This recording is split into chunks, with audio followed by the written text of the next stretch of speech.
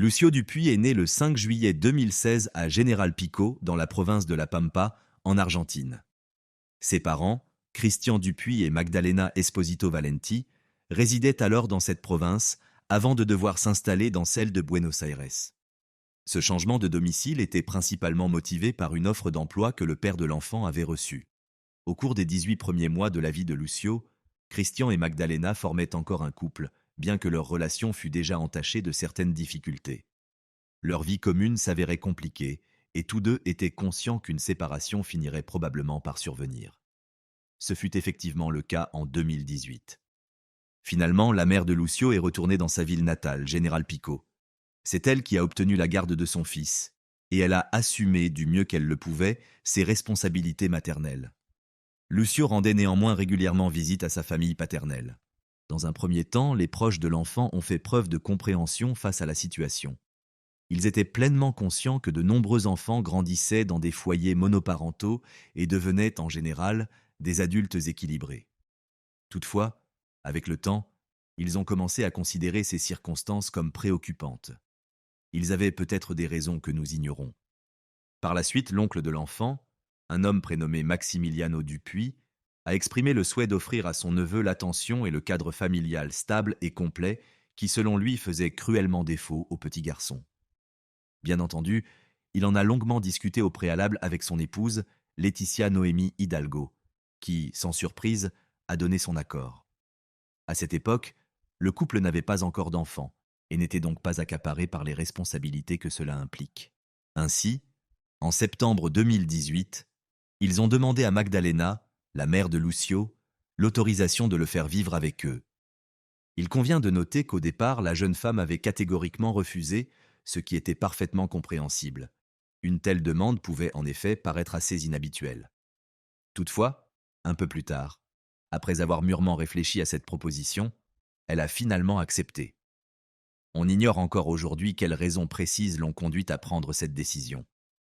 Le 27 novembre 2018, c'est elle-même qui a contacté Maximiliano et son épouse pour leur demander de venir chercher l'enfant.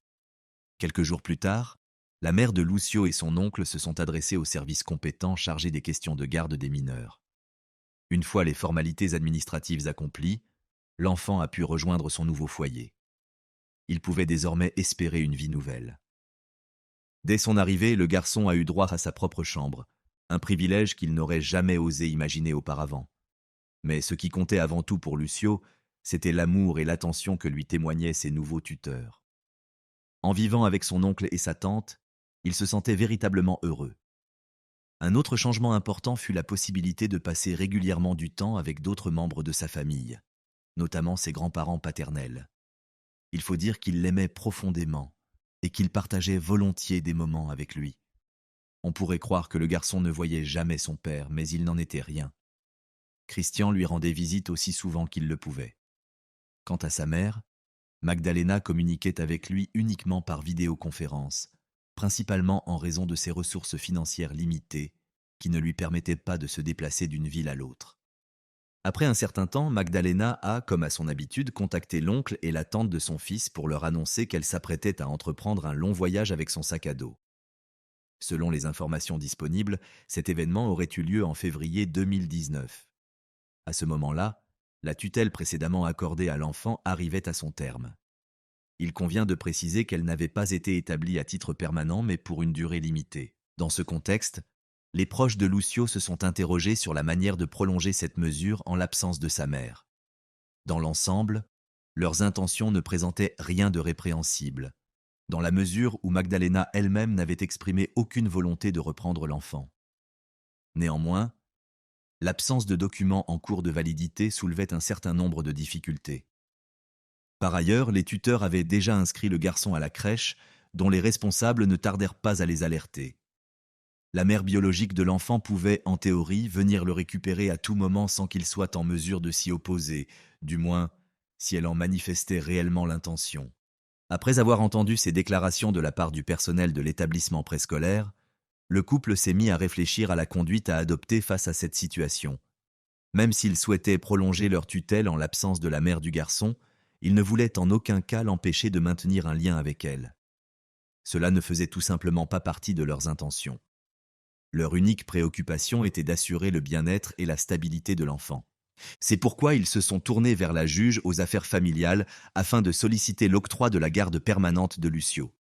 Finalement, en août 2019, celle-ci a décidé d'accorder cette garde de manière définitive à l'oncle et à la tante de l'enfant.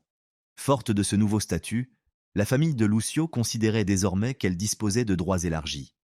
Parallèlement à cette démarche, Maximiliano et Laetitia se préparaient à la naissance de leurs propres enfants. Il s'est avéré qu'ils attendèrent des jumeaux. Toutefois, comme on peut aisément l'imaginer, cela ne les a nullement empêchés de continuer à considérer Lucio comme leur enfant bien-aimé. D'ailleurs, il était manifeste qu'ils prenaient toutes les mesures nécessaires pour le protéger. En mars 2020, presque au même moment que la naissance des jumeaux, Maximiliano et Laetitia ont reçu des nouvelles de Magdalena. Apparemment, elle était rentrée de son voyage et leur avait demandé de lui restituer son fils. Le père adoptif de l'enfant s'est alors permis de lui répondre que cela était désormais impossible, dans la mesure où la responsabilité de sa garde et de ses soins leur incombait légalement. Il lui fit également comprendre, avec bienveillance, qu'elle restait libre de lui rendre visite à tout moment. À partir de ce moment-là, une nouvelle procédure judiciaire s'engagea. Elle eut non seulement des conséquences juridiques, mais altéra également l'atmosphère familiale. En fin de compte, cette situation eut un impact notable sur le bien-être de Lucio. De son côté, Magdalena s'empressa d'obtenir le soutien d'un avocat de la province de La Pampa, chargé de représenter ses intérêts devant le juge aux affaires familiales.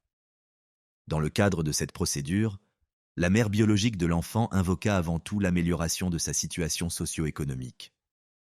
En d'autres termes, la jeune femme faisait valoir qu'elle était désormais en mesure d'assurer à son fils une vie stable et équilibrée. Selon ses déclarations, elle vivait alors avec sa compagne dans un appartement spacieux en location, situé à Santa Rosa. Par ailleurs, elle s'était lancée dans l'activité de boulangerie. Forte de ces changements, elle exprimait le vif désir de récupérer ses droits de garde sur l'enfant. Soit dit en passant, la jeune femme à laquelle Magdalena faisait référence s'appelait Abigail Paez. Toutes deux se sont rencontrées en 2018. Ensemble, elles ont entrepris un voyage à pied jusqu'à Cordoba, avant de s'installer à Santa Rosa. Magdalena revendiquait ses droits parentaux non seulement par voie judiciaire, mais également à travers ses échanges avec son ancien compagnon et père de l'enfant. De son côté, Christian affirmait avoir toujours versé la pension alimentaire, ce que Magdalena ne chercha d'ailleurs jamais à contester. Il rappelait également que la mère de Lucio avait elle-même signé les documents relatifs au transfert de la garde. Selon lui, de nouveaux bouleversements dans la vie du garçon risquaient fort de la déstabiliser à nouveau. Par ses paroles, il ne cherchait nullement à l'insulter ni à la blesser. Bien au contraire, il tentait de faire appel à sa raison. Pourtant, tous ces arguments ne faisaient que l'irriter davantage. Christian s'efforçait simplement de souligner l'aspect rationnel de la situation. Il espérait pouvoir faire comprendre à son ancienne compagne que, pour récupérer la garde de leur fils, certaines conditions devaient être réunies. En somme, par tous les moyens, le père de Lucio s'efforçait de faire passer un message clair. Lucio sera mieux s'il continue à vivre chez son oncle et sa tante. Cependant, Magdalena restait sourde à tout argument. Elle n'avait d'ailleurs jamais réellement tenu compte de l'avis des autres, du moins en ce qui concernait cette question. La jeune femme ne cessait de répéter qu'elle devait tout simplement récupérer son fils. Entre-temps, une première audience devait avoir lieu, au cours de laquelle les parties auraient pu tenter de parvenir à un accord. Selon les informations disponibles, elle était initialement fixée au 13 mars 2020. La tante de Lucio, également tutrice légale de l'enfant, n'a pas pu y assister car elle venait tout juste d'accoucher. Or, c'était pourtant elle qui signait tous les documents officiels relatifs à la tutelle. Pour cette raison, l'audience fut reportée au 1er juillet de la même année. Il convient de rappeler qu'à cette période, de nombreuses restrictions liées à la pandémie de coronavirus avaient été instaurées à l'échelle mondiale. Le système judiciaire, dans ces conditions, ne pouvait tout simplement pas fonctionner à son rythme habituel. C'est à peu près à partir de ce moment-là que commencèrent les menaces et les actes de harcèlement adressés par Magdalena à l'encontre de Maximiliano et de son épouse. L'un des épisodes les plus éprouvants se produisit sans doute le 31 mai 2022. Ce jour-là, la mère de Lucio se rendit au poste de police pour déposer plainte, affirmant que son fils était régulièrement victime de violences psychologiques et physiques de la part de ses tuteurs.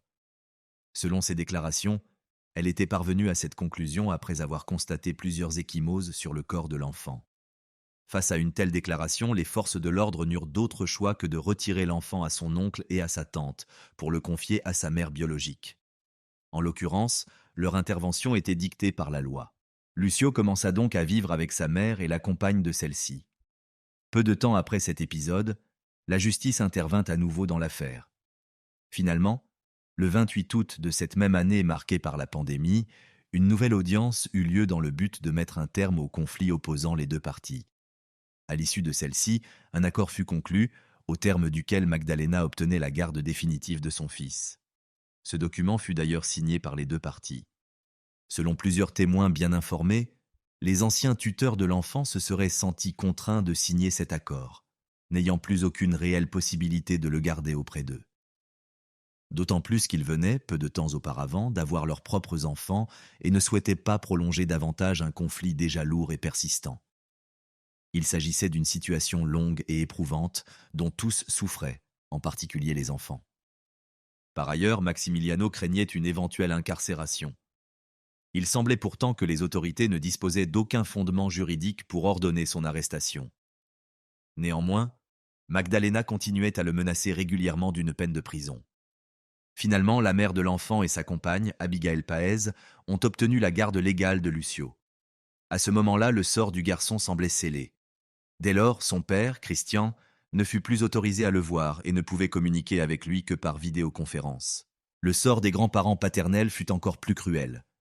Bien qu'ils aient, eux aussi, été autorisés à échanger avec leur petit-fils par visioconférence, ils devaient, contrairement au père de l'enfant, verser à Magdalena la somme de 3000 pesos pour chaque appel. Voilà un exemple supplémentaire du comportement manipulateur souvent attribué à cette femme. En réalité, bien que le processus de retour de Lucio auprès de sa mère ait été officiellement achevé, le scénario idyllique que cette dernière avait promis ne se concrétisa jamais.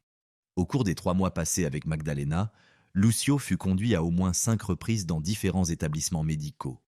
Et ces consultations n'étaient nullement liées à des maladies bénignes ou à de simples accidents domestiques. À chaque visite, l'enfant présentait des blessures d'origine suspecte, bien plus proches de traces de coups que de banales contusions liées au jeu. Il convient toutefois de souligner que, dans aucun de ces cas, le personnel médical n'a jugé nécessaire d'informer les autorités ni de signaler ce qui pouvait pourtant s'apparenter à des actes de maltraitance manifestes. Ce silence a, lui aussi, contribué, au moins en partie, à sceller le sort tragique de l'enfant. Peu de temps après, Lucio fut hospitalisé pour la première fois, souffrant d'une blessure grave aux membres supérieurs. Il convient de préciser qu'en raison de son jeune âge, pratiquement toutes les lésions présentaient un caractère préoccupant. Quelques jours plus tard, à la suite d'un examen plus approfondi, des fractures au poignet et à la main furent diagnostiquées. En janvier 2021, dans l'un des centres médicaux de la ville, une nouvelle blessure aux membres supérieurs fut constatée. Ces établissements assuraient en principe des soins d'urgence destinés aux cas nécessitant une prise en charge immédiate. Ce seul fait pouvait donc, dans une certaine mesure, laisser entrevoir la gravité des traumatismes constatés. En février de la même année, Lucio fut de nouveau hospitalisé, cette fois pour une blessure localisée au niveau du thorax. Plus tard, au sein du même établissement, les médecins diagnostiquèrent une déformation des orteils, qui semblait résulter d'une atteinte tendineuse combinée à plusieurs fractures phalangiennes. Il ne fait aucun doute que l'ensemble de ces éléments paraît déjà alarmant. Pourtant, le pire restait à venir.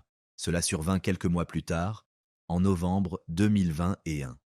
Le vendredi 26 novembre 2021 vers 19h, Magdalena devait se rendre à son travail.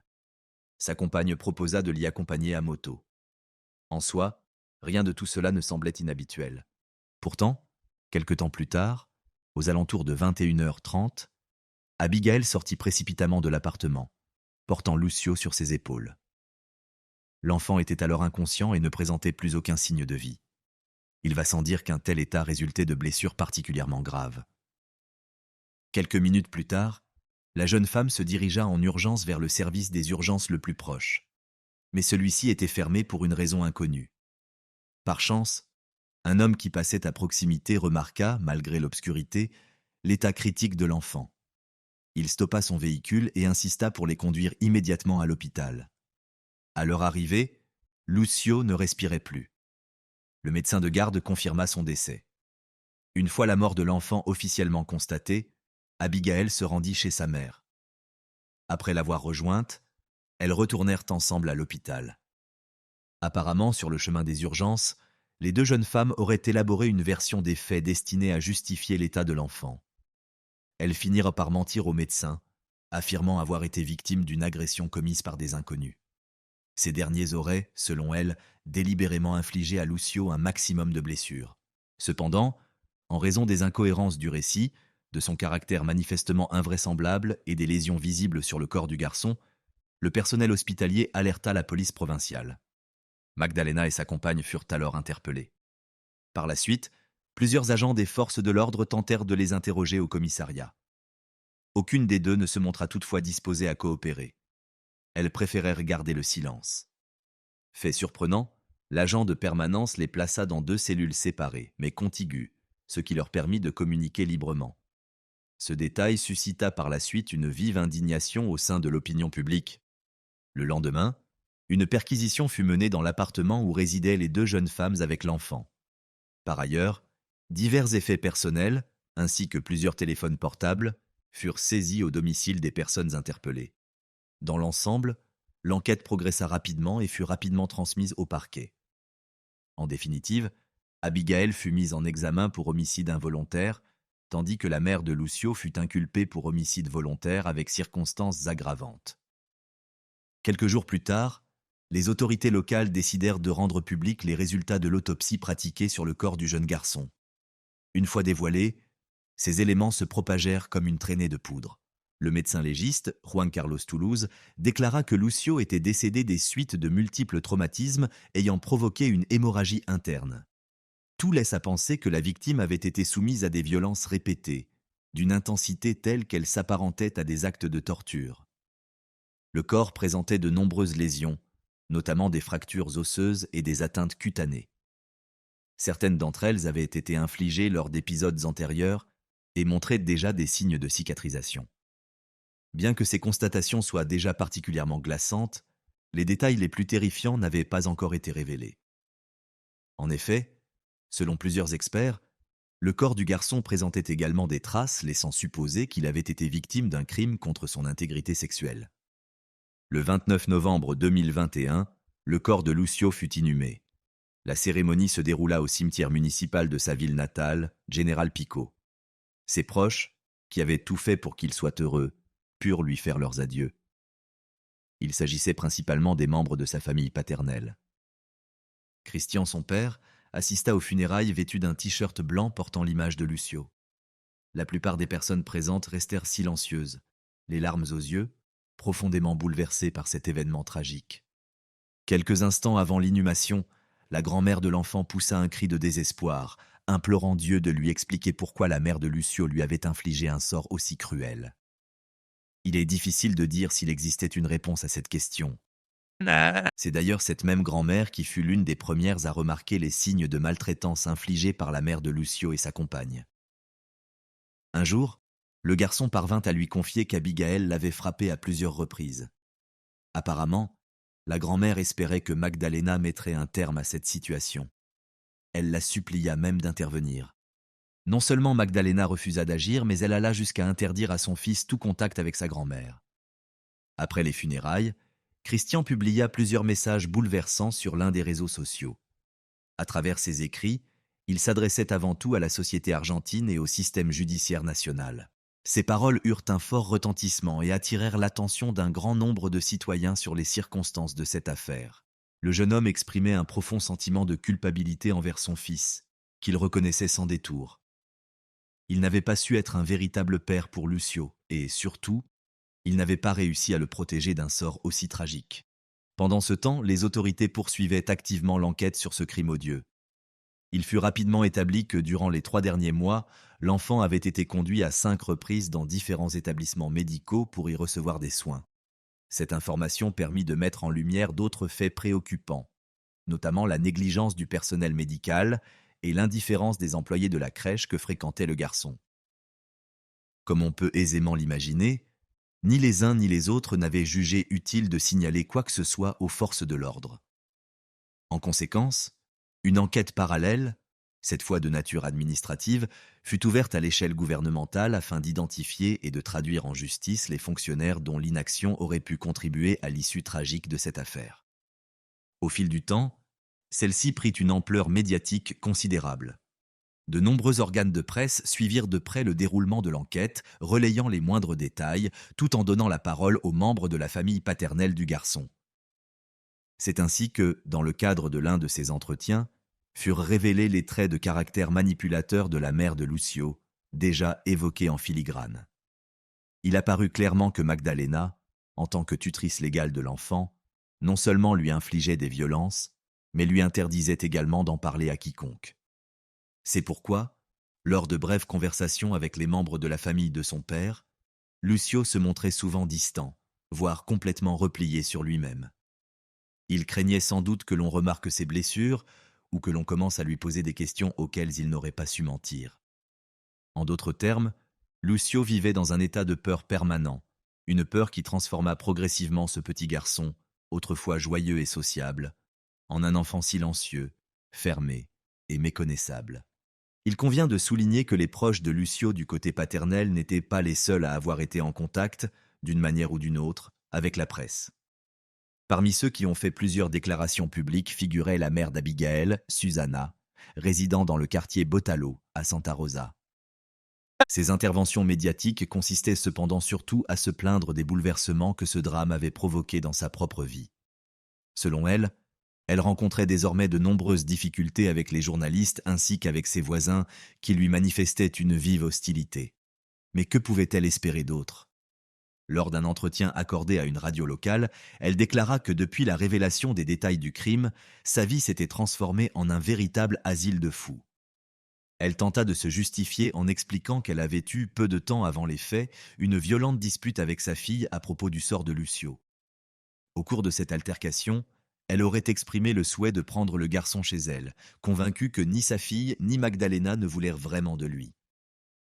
D'après ses propres mots, l'enfant passait tous ses week-ends à son domicile, et cela avec un plaisir sincère. Elle reconnut également avoir été à plusieurs reprises témoin de violences infligées par Magdalena à l'encontre de l'enfant. Poursuivant son récit, elle précisa qu'un jour, excédée, elle avait averti fermement la mère de Lucio qu'elle ne tolérerait plus la moindre agressivité envers le garçon, du moins sous son toit.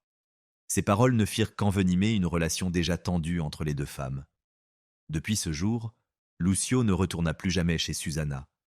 Toutefois, pour une raison qui demeure inexpliquée, cette dernière ne contacta ni les services sociaux ni la police.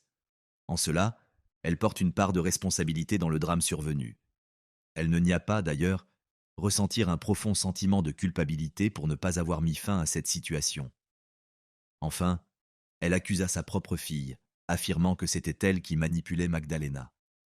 Selon ses propos, toutes deux méritaient une lourde peine de prison pour leurs actes. Au fur et à mesure que l'affaire prenait de l'ampleur dans les médias, la presse publia plusieurs messages qu'Abigail avait auparavant partagés sur son profil sur les réseaux sociaux. Dans une série de publications, la jeune femme exprimait clairement son exaspération à devoir vivre avec le fils de sa compagne, qu'elle percevait comme un obstacle nuisible à leur relation. Tout indiquait que la présence de Lucio ne faisait que compliquer son quotidien. Elle revenait régulièrement sur le fait que l'enfant perturbait leurs relations intimes et expliquait qu'elle cherchait constamment des solutions pour s'en séparer temporairement afin de pouvoir passer du temps seule. Dans l'un de ses messages les plus inquiétants, elle affirmait que les êtres humains ne devraient tout simplement pas avoir d'enfants, car ceux-ci n'apportaient, selon elle, que de la souffrance dans le monde. Le 17 février 2022, le parquet de la province de La Pampa élargit les chefs d'accusation à l'encontre de la mère de Lucio et de sa compagne. Toutes deux furent désormais poursuivies pour homicide avec circonstances aggravantes. La qualification des faits reprochés à Magdalena fut modifiée. Elle était désormais accusée de meurtre commis avec une cruauté particulière et une intention malveillante. Il convient toutefois de préciser qu'à ce stade de la procédure, les deux accusés n'avaient toujours pas été poursuivis pour atteinte à l'intégrité sexuelle de Lucio.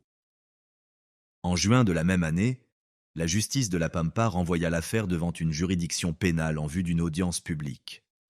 À ce moment-là, aucune des deux prévenues n'avait encore livré de déclaration complète. Malgré cela, les procureurs chargés de l'affaire affirmèrent publiquement disposer de preuves irréfutables établissant leur culpabilité. Ils ajoutèrent qu'ils avaient recueilli plus de 50 témoignages venant étayer les accusations portées contre les deux femmes.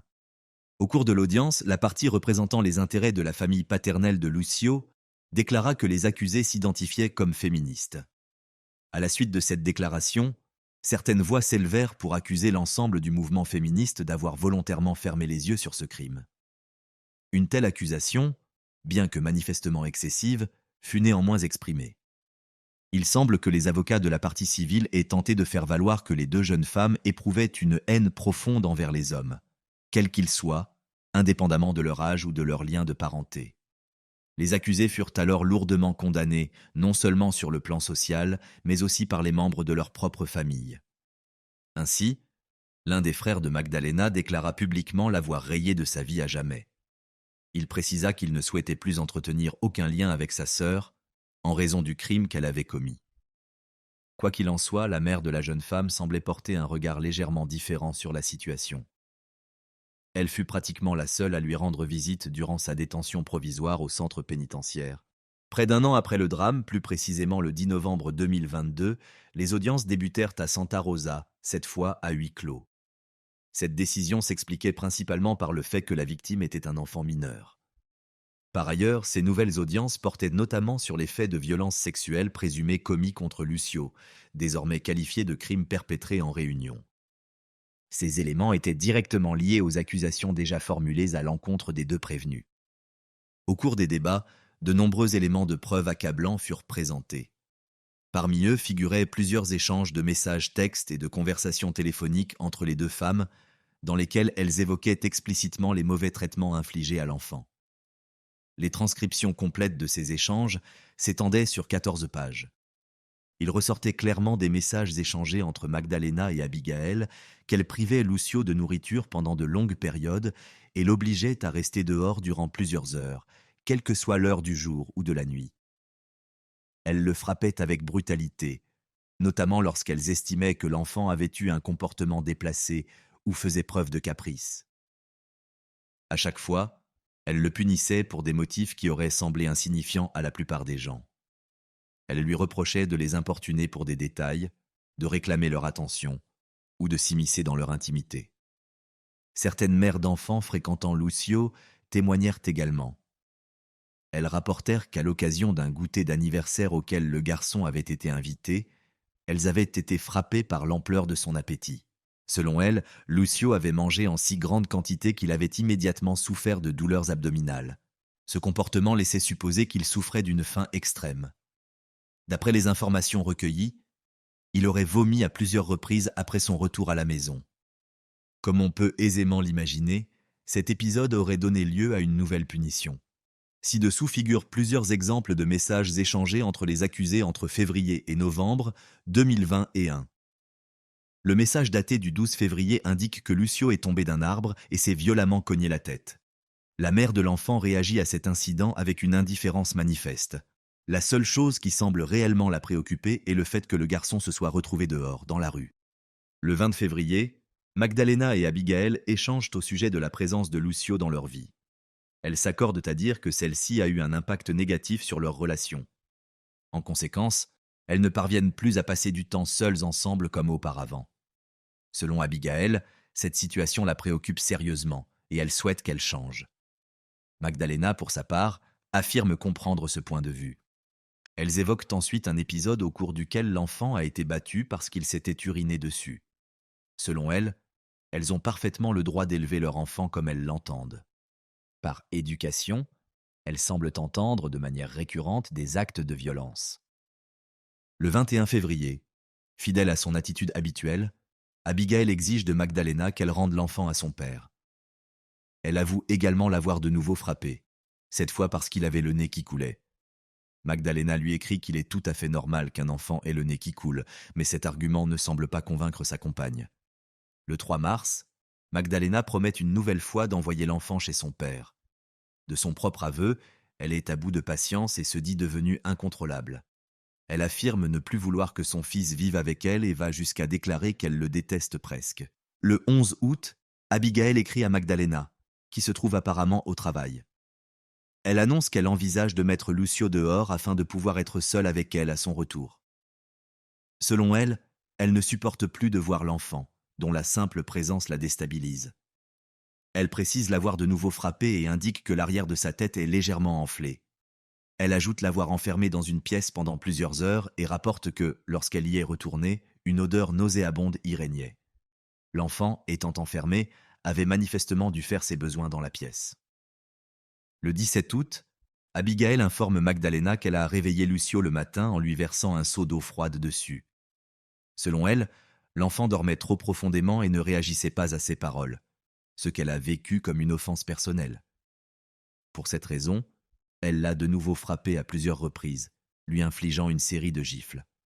Elle ajoute lui avoir fait la leçon, affirmant qu'il était impoli de continuer à dormir après avoir été réveillé. De telles déclarations laissent penser qu'Abigail présentait un grave déséquilibre psychologique. Le 30 septembre, Abigail écrit une nouvelle fois à la mère de Lucio. Comme à son habitude, elle se plaint de l'enfant, affirmant qu'il s'étouffe constamment avec sa nourriture au petit déjeuner. Plus précisément, elle pense qu'il fait semblant de s'étouffer afin d'attirer son attention.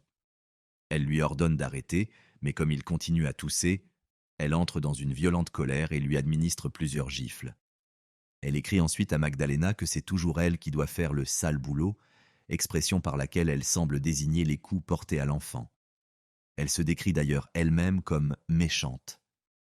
Le 6 octobre, Magdalena adresse à sa compagne un message particulièrement troublant. Il apparaît qu'Abigail a une nouvelle fois frappé le garçon, lequel présente plusieurs blessures aux jambes. En réponse, Abigail suggère simplement d'appliquer de la crème sur les zones touchées.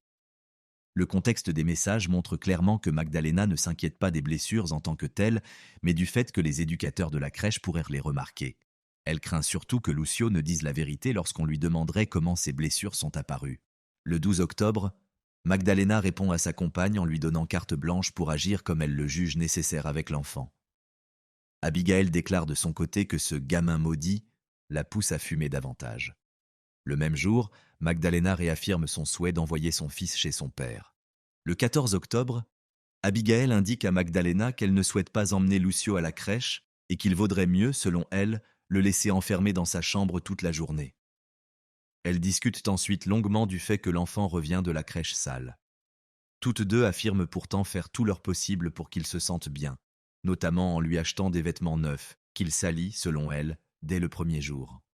À partir de là, elles mettent en cause ses capacités mentales, allant jusqu'à le qualifier d'imbécile. À la fin de cet échange, Abigail confie à sa compagne son désir de battre Lucio sans relâche.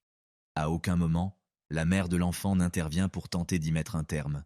Le 16 octobre, Abigail informe Magdalena que Lucio ne parvient plus à se tenir debout. Elle ajoute qu'elle ne sait pas comment dissimuler les nombreuses ecchymoses visibles sur son visage. Magdalena se contente de lui suggérer d'appliquer de la crème, sans poser la moindre question sur l'origine de ses blessures. Il convient de préciser qu'à cette période, Lucio ne fréquentait presque plus la crèche, en raison des nombreuses blessures visibles qu'il présentait et pour lesquelles il était impossible de fournir une explication crédible. En règle générale, il restait enfermé dans sa chambre. Il ne communiquait pratiquement plus avec les membres de sa famille paternelle, lesquels étaient dès lors incapables d'évaluer la réalité de la situation. Au cours des derniers mois de sa vie, il sortait très rarement de la maison. Les violences physiques se sont intensifiées et sont devenues quasi quotidiennes, jusqu'à l'issue tragique de cette affaire. Le 21 novembre, Lucio n'était pas sorti de chez lui depuis plusieurs semaines. Ce jour-là, il se réveilla dans un état de santé extrêmement préoccupant. Abigail informa immédiatement Magdalena, lui confiant qu'elle était terrifiée par l'apparence de l'enfant. Selon elle, il était d'une pâleur anormale et présentait d'importantes cernes sous les yeux. Elle tenta de lui donner un peu d'eau, mais il vomit aussitôt. Elle l'envoya ensuite aux toilettes pour qu'il se lave, mais il vomit de nouveau, se salissant davantage. Peu après, il retourna se coucher. L'un des derniers messages relatifs à l'état de Lucio fut envoyé le 25 novembre. Ce jour-là, Magdalena, alors au travail, demanda à Abigail comment était le visage de son fils. La question était formulée en ces termes. « Comment est son visage ?» La réponse d'Abigail, bien que brève, révélait l'ampleur des sévices subis par l'enfant. Elle répondit « Il n'a presque plus de visage. Un seul gros hématome. » Plus tard, l'un des avocats représentant les intérêts des proches paternels de Lucio s'est exprimé au sujet des transcriptions des échanges entre les accusés. Cette déclaration a été faite dans le cadre d'un entretien accordé à une agence de presse. Selon lui, dès le premier jour, l'enfant avait été perçu comme un obstacle à la relation entre Magdalena et Abigail. C'est pourquoi leur frustration s'était reportée sur lui. Pourtant, Lucio, comme tout petit garçon, adoptait un comportement parfaitement normal pour son âge. L'avocat a ajouté que le problème venait du fait que les deux jeunes femmes souhaitaient conserver leur indépendance et continuer à vivre comme avant. Dans cette optique, elles considéraient l'enfant comme un fardeau. Cependant, dans ce contexte, le désir acharné de Magdalena de récupérer la garde de son fils demeurait difficile à comprendre. Par ailleurs, l'avocat a souligné que les échanges analysés montraient clairement qu'Abigail punissait et frappait Lucio de manière bien plus brutale que sa mère. Cette situation laissait entendre que Magdalena n'était pas seulement coupable d'avoir elle-même exercé des violences physiques sur son fils, mais également d'avoir toléré, voire permis, qu'une autre personne le fasse à sa place, ce qui, selon lui, rendait sa responsabilité encore plus lourde. La 4e audience fut l'une des plus éprouvantes.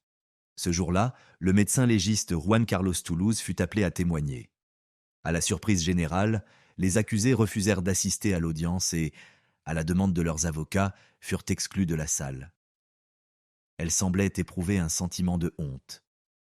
Il reste toutefois difficile de savoir si ce sentiment était sincère ou s'il relevait uniquement d'une forme de pitié qu'elles éprouvaient pour elles-mêmes. Quoi qu'il en soit, leur absence n'eut aucune incidence sur le témoignage de l'expert.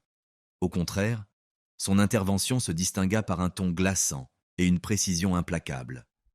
Le rapport circonstancié du docteur Toulouse, exposant les causes exactes du décès de l'enfant, s'imposa comme l'un des éléments de preuve majeurs à charge contre les accusés.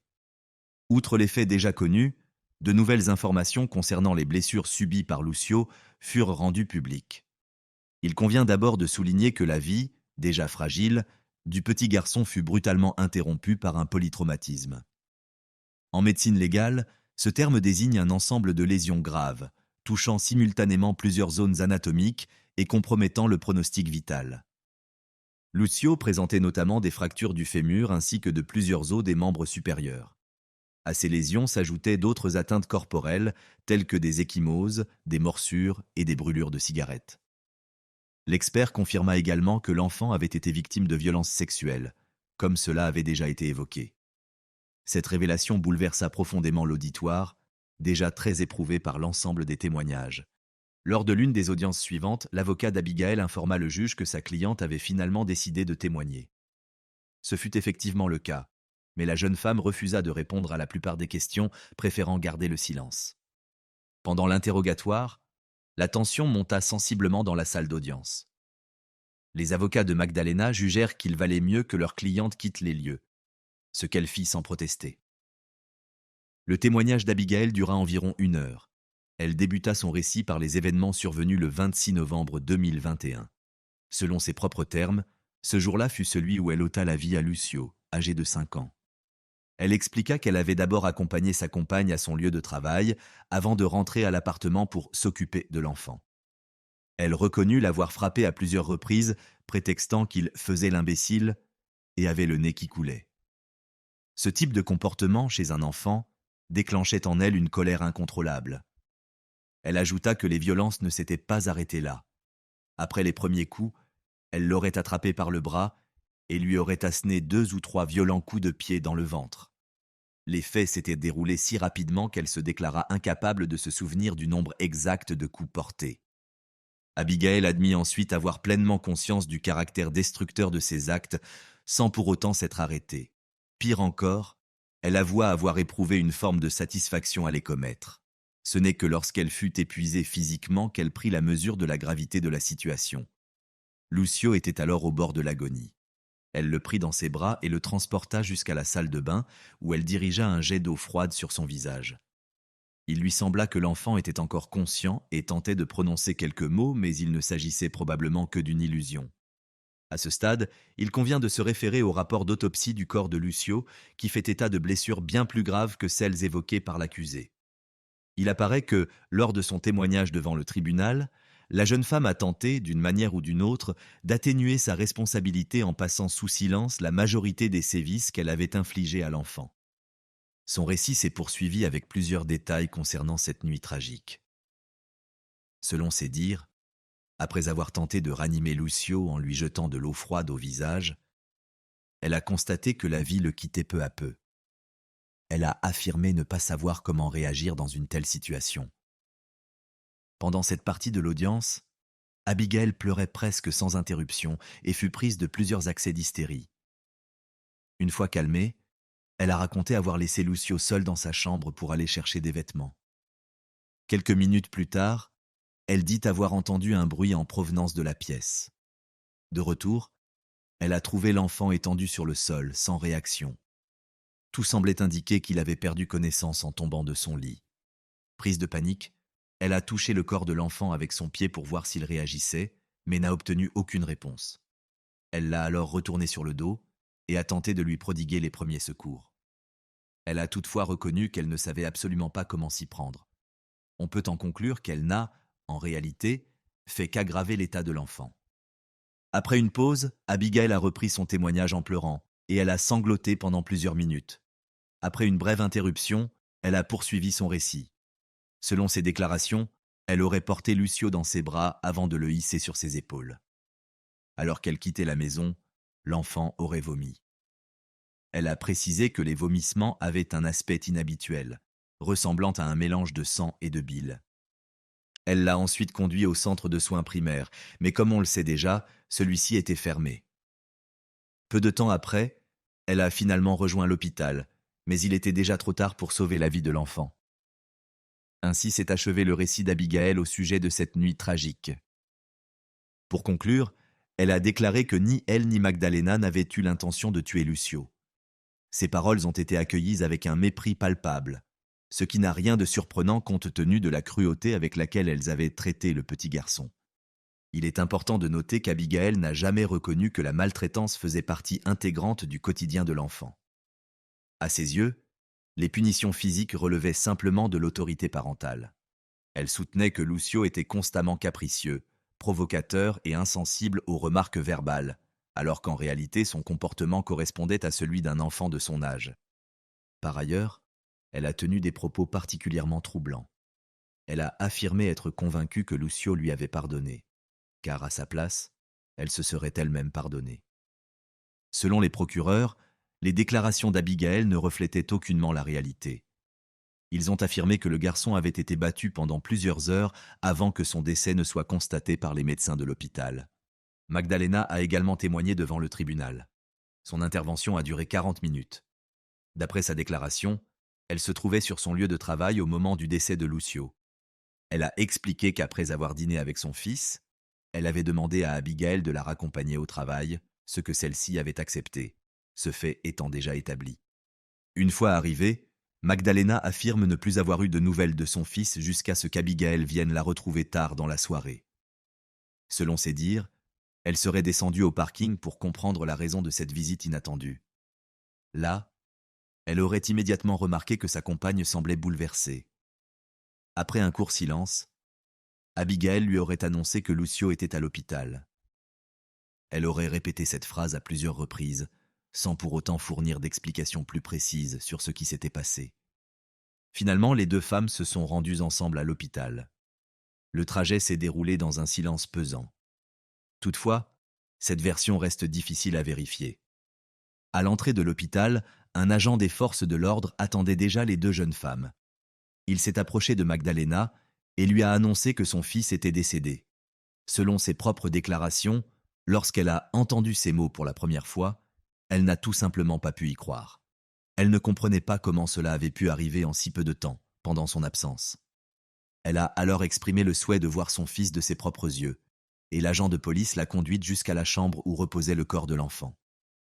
Une fois à l'intérieur, Magdalena a tenté de le réveiller, mais le médecin l'en a empêché sèchement. Il lui a demandé de ne pas perturber leur travail. Même à ce moment-là, en présence du corps sans vie de son fils, elle ne parvenait toujours pas à croire ce que tout le monde autour d'elle affirmait. Elle répétait qu'elle avait vu son fils bien vivant lorsqu'elle avait quitté la maison. Cependant, d'après les résultats de l'autopsie, Il était évident qu'au moment de son départ, Lucio ne pouvait tout simplement plus être en vie. Il était, au mieux, déjà à l'agonie. Magdalena a néanmoins maintenu sa version, affirmant qu'elle avait dit au revoir à Lucio avant de partir travailler, et qu'il était encore vivant à ce moment-là. Elle a déclaré ne pas avoir cru à ce qui s'était passé, ni à l'époque, ni aujourd'hui, devant le tribunal. Elle a aussi expliqué qu'elle n'avait pas eu l'occasion de faire ses adieux correctement à son fils. Elle a ajouté qu'elle ne voyait pas l'utilité de pleurer devant des gens qui ne connaissaient ni elle ni Lucio. Malgré tout ce qui était arrivé à son enfant, et en grande partie par sa faute, Magdalena continuait de se considérer comme une mère exemplaire. Elle affirmait avoir tout fait pour que son fils ait une vie normale et heureuse. Elle restait persuadée que Lucio aimait vivre avec elle, car c'était à ses côtés qu'il se sentait chez lui. Par ailleurs, l'accusée a évoqué une conversation qu'elle aurait eue un jour avec Lucio, à la veille d'une séparation. L'enfant, dans le cadre d'un accord préalable, devait partir en voyage avec son père biologique. Selon Magdalena, il ne voulait tout simplement pas partir. Il aurait refusé de se séparer d'elle, même pour quelques jours. Comme on peut l'imaginer, ce genre de déclaration était pratiquement impossible à vérifier. De plus, à l'instar d'autres affirmations qu'elle avait faites au cours du procès, celle-ci semblait particulièrement douteuse. Selon Magdalena, elle n'a jamais empêché son fils de communiquer avec ses proches du côté paternel. D'après elle, il pouvait toujours le voir lors de leurs rares visites à Santa Rosa. Toutefois, elle affirmait qu'il ne l'avait pas fait, faute d'intérêt réel. Les grands-parents de Lucio, eux, ont présenté une version tout à fait contraire, assurant que Magdalena et Abigail leur interdisaient les visites en personne. De plus, selon leur dire, elle leur réclamait même de l'argent pour qu'ils puissent parler à l'enfant en visioconférence. Pour étayer leurs propos, les proches de Lucio ont présenté plusieurs justificatifs de virements bancaires effectués sur le compte de Magdalena, dont les dates coïncidaient en général avec celles des appels. Dans sa déclaration finale, Magdalena a affirmé qu'elle n'avait jamais cessé d'être une mère pour Lucio. C'était pourtant précisément ce que l'on lui reprochait au cours du procès. Elle a reproché de manière virulente au tribunal d'avoir constamment mis en avant son prétendu abandon de la garde. Elle a reconnu, certes, avoir commis certaines erreurs en tant que mère, mais estimait que les accusations portées contre elle étaient injustes. De plus, elle a insisté sur le fait que, selon elle, la responsabilité de la mort de son fils incombait aussi à son père. Le tribunal, tout comme la quasi-totalité des personnes présentes, trouva étrange que dans sa dernière déclaration, la jeune femme insiste sur des détails insignifiants sans accorder la moindre attention à l'explication des blessures graves infligées à Lucio. Cela semblait indiquer que Magdalena n'éprouvait aucun sentiment réel face à la perte de son fils. Les résultats de l'expertise psychologique à laquelle les deux accusées avaient été soumises furent présentés pour étayer cette impression. D'après les psychologues, les jeunes femmes présentaient des traits de personnalité pervers particulièrement marqués, une absence totale de remords et d'empathie, ainsi qu'un profond rejet de toute figure masculine. Le fait qu'elles considéraient la présence de Lucio comme un obstacle à leur relation n'était d'ailleurs un secret pour personne. C'est précisément cela qui aurait motivé leur volonté de se débarrasser de l'enfant de la manière la plus brutale qui soit. Lors de l'audience finale dans l'affaire du décès de Lucio Dupuis, plusieurs de ses dessins, particulièrement bouleversants, furent également présentés. L'enfant dessinait fréquemment, notamment à l'école maternelle. Il représentait souvent des personnages amputés ou blessés, sans jambes, sans bras, voire sans yeux. Ce détail révélait une fois de plus que Lucio était un enfant replié sur lui-même et profondément marqué. Il ne disait rien à personne, mais tentait, à travers ses dessins, d'attirer l'attention des adultes. C'était sa manière de demander de l'aide, une aide que personne ne lui a apportée. Selon les spécialistes, les personnages sans yeux traduisaient symboliquement le refus de voir ce qui se passait dans la maison de sa mère et de sa compagne. Quant aux figures privées de membres, elles représentaient probablement les violences qu'il subissait directement. À ce jour, la question de la responsabilité administrative des éducateurs de Lucio reste ouverte. Au moment du prononcé du verdict, les accusées ont une nouvelle fois déclaré qu'elles ne souhaitèrent pas être présentes dans la salle d'audience. Les avocats de Magdalena et d'Abigail ont également choisi de ne pas assister à cette phase finale, laissant ainsi le banc des accusés vide. Les proches paternels de Lucio ont, pour diverses raisons, suivi le prononcé du jugement par visioconférence. Le ministère public et le procureur général ont requis la réclusion criminelle à perpétuité pour Magdalena et sa compagne. Les avocats de la défense, de leur côté, ont tenté d'obtenir une requalification des faits en homicide simple, passible d'une peine de 3 à 6 ans de prison. Il convient de noter qu'au moment du verdict, Magdalena n'avait que 26 ans. Elle a été reconnue coupable et tenue pénalement responsable du meurtre de son propre fils. Abigail, âgée de 28 ans, a elle aussi été jugée coupable et co-responsable de ce qui est arrivé à Lucio. Par ailleurs, les deux femmes ont été condamnées pour atteinte à l'intégrité sexuelle d'un mineur, un crime d'autant plus grave que la victime ne pouvait ni fuir ni se défendre, ces actes ayant été commis par ses propres tutrices. Le 17 février 2023, le verdict tant attendu par toute la société argentine a enfin été rendu. Magdalena Esposito Valenti et Abigail Paez ont été condamnées à la réclusion criminelle à perpétuité par le tribunal de Santa Rosa pour le meurtre d'un mineur commis dans la province de La Pampa en novembre 2021. La lecture du jugement n'a duré que quelques minutes, ce qui correspond à la durée de l'audience finale. Situées à 500 km du tribunal, Magdalena et Abigail ont refusé de suivre la retransmission en direct de l'audience au cours de laquelle leur sort allait être scellé. Lors du prononcé du verdict, le tribunal a notamment cité l'article 52, selon lequel les condamnés ne pourront en aucun cas bénéficier d'une libération conditionnelle. Autrement dit, quelles que soient les circonstances, les deux femmes responsables de la mort de Lucio ne retrouveront jamais la liberté. Malgré cette condamnation sévère, les proches paternels de Lucio n'ont pas l'intention d'en rester là. Ils prévoient de porter plainte contre l'administration de la province de La Pampa, soit auprès de l'ONU, soit auprès de la Commission interaméricaine des droits de l'homme. Leur objectif est d'accuser plusieurs agents de différents services publics de négligence. Ils envisagent notamment de poursuivre en justice les médecins ayant pris en charge l'enfant à plusieurs reprises, mais qui n'ont jamais réagi aux signes pourtant évidents de maltraitance. Dans ce type de situation, le protocole applicable aux cas de violence sur mineurs aurait dû être déclenché. Peu après le drame, un nouveau projet de loi a été élaboré en Argentine afin de renforcer la prévention des violences envers les enfants et les adolescents. Ce texte, baptisé Loi Lucio, établit l'obligation pour tous les organismes concernés de signaler toute violation des droits d'un mineur ou toute menace pesant sur sa sécurité ou sa vie.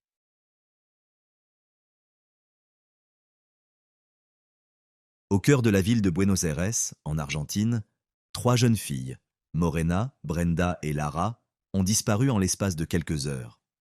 Aujourd'hui, ces prénoms glacent d'effroi l'ensemble du pays. Ce qui n'était censé être qu'une simple sortie s'est mué en l'un des drames les plus terrifiants de ces dernières années. Retransmissions en direct, réseau de trafiquants étrangers de substances illicites et un message angoissant qui s'est propagé à travers tout le territoire. Le 9 septembre 2025, dans le district de La Matanza, situé dans la province de Buenos Aires, 3 jeunes filles, Morena Verdi et Brenda del Castillo, âgées de 20 ans, ainsi que Lara Gutiérrez, âgée de 15 ans, ont quitté leur domicile. Elles se rendaient à un rendez-vous qui, d'après ce qu'on leur avait promis, devait rendre leur soirée inoubliable. Le lieu de rencontre était le rond-point de la Tablada, un point de rassemblement habituel pour les habitants du quartier. D'ordinaire, les jeunes filles utilisaient une application de transport pour se déplacer. Mais cette fois, elles avaient prévenu leurs proches qu'une personne viendrait les chercher directement au rond-point. C'est exactement ce qui s'est produit. Une voiture blanche les y attendait. Toutes 3 sont montées à bord, et les caméras de surveillance ont enregistré ce bref instant, sans que personne ne se doute qu'elles ne rentreraient jamais chez elles. Selon les premiers éléments de l'enquête, les adolescentes auraient été attirées par la promesse de $300 en espèces, en échange de leur participation à une fête privée. On leur aurait expliqué qu'il s'agissait simplement de s'amuser et de divertir les invités. Par la suite, tout contact a été rompu. Les derniers messages qu'elles ont envoyés remontent à environ 3 heures du matin. Quelques heures plus tard, leurs proches, gagnés par l'inquiétude, ont contacté la police pour signaler leur disparition. Cependant, d'après les témoignages recueillis auprès de la famille et des amis, les forces de l'ordre ont d'abord refusé d'enregistrer leur déclaration, affirmant qu'il fallait attendre au moins 48 heures avant d'ouvrir une enquête. L'avocat de la famille de Lara a confirmé cette information, précisant que, malgré ce refus, les proches ne sont pas restés les bras croisés. Ils ont aussitôt commencé à diffuser les photos des 3 jeunes filles sur les réseaux sociaux, accompagnées d'une description détaillée. Leur apparence physique, les vêtements qu'elles portaient ce soir-là et le dernier endroit où elles avaient été vues. Ils ont également mentionné la fête privée à laquelle les adolescentes auraient été invitées. En quelques heures, les visages des 3 jeunes filles se sont retrouvés partout. Sous la pression croissante de l'opinion publique, la police a finalement accepté d'enregistrer la plainte et a lancé des recherches officielles. Vous vous demandez sans doute qui étaient ces 3 jeunes filles et ce qui les unissait? Morena Verdi n'avait que 20 ans. Née le 19 janvier 2005, elle vivait paisiblement dans le quartier de la Matanza. Elle partageait son logement avec sa mère, Sabrina, et ses 2 jeunes frères. D'après les données officielles, elle bénéficiait de la couverture santé des travailleurs du secteur sanitaire argentin grâce à l'assurance de sa mère, ce qui lui donnait accès à des soins médicaux gratuits. Morena était la cousine de Brenda, l'une des 2 autres jeunes femmes disparues en même temps qu'elle. C'est malheureusement ce lien familial qui a scellé leur destin tragique. En somme, Morena était une jeune femme ordinaire, pleine de rêves qu'elle n'a pas eu le temps d'accomplir et dont ses proches gardent un souvenir empreint de tendresse. Brenda Loré del Castillo avait, elle aussi, 20 ans. Née le 26 novembre 2004, elle vivait avec sa mère, Paula, et ses frères.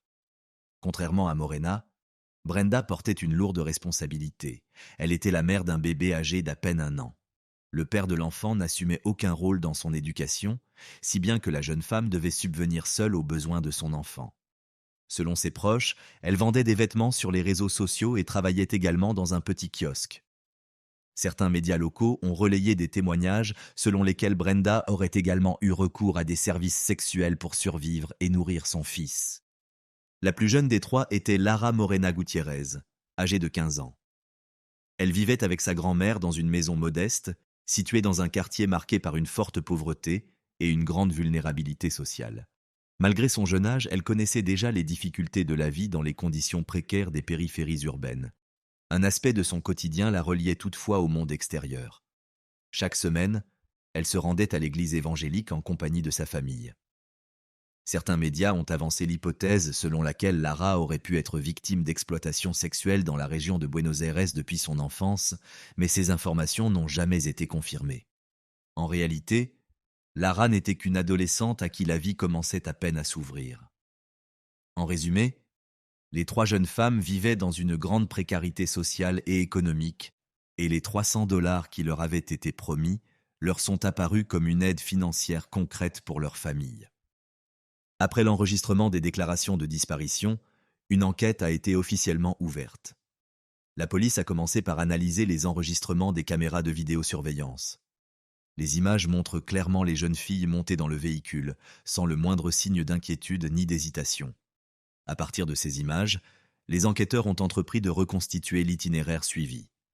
Selon la première caméra, déjà mentionnée précédemment, les adolescentes sont montées dans la voiture à 21h29. 3 minutes plus tard, à 21h32, le véhicule a démarré et s'est dirigé vers le sud.